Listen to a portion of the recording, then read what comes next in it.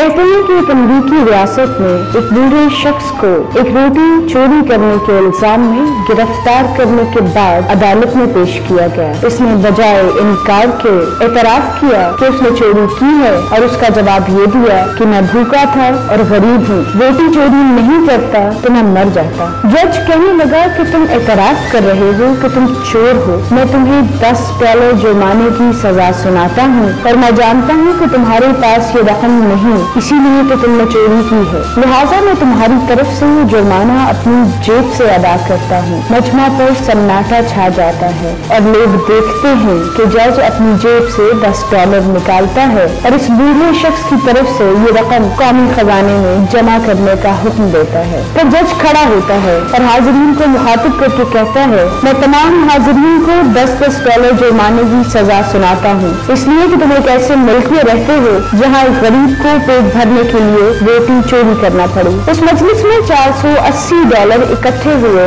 और जज ने वो रकम बूढ़े मुजरिम को दे दी। ये किस्सा हकीकत पर मबनी है। तरक्की याफ्ता ममालिक में गरीब लोगों की ममलिकत की तरफ से कफालत इसी वाक़े की मरहूम मिन्नत है। सैयदना उमर रज़ी अल्लाह ताला अन्हा 14 साल पहले ही ये काम कर गए थे कि पैदा होते ही बच्चे का वजीफा जारी करने का हुक्म दे दिया। कभी कभी हम ये सोचते हैं कि 10 रुपए हमारे लिए कितने अहम हैं, लेकिन हम ये नहीं सोचते कि हमारे 10 रुपए हमारे लिए इतनी अहमियत नहीं रखते जितनी कि इस लाचार के लिए रखते हैं वो जाने कब से भूखा है। तब्दीली के लिए हमें खुद को बदलना है। आइए मिलकर हम सब भी अपनी सोच बदलें, अपने लिए और अपनी इस पाक धरती के लिए। आए हम भी अपने मुल्क के लोगों का सोचें। किसी की खुशी का मौजब बनना सबसे बड़ी खुशी है।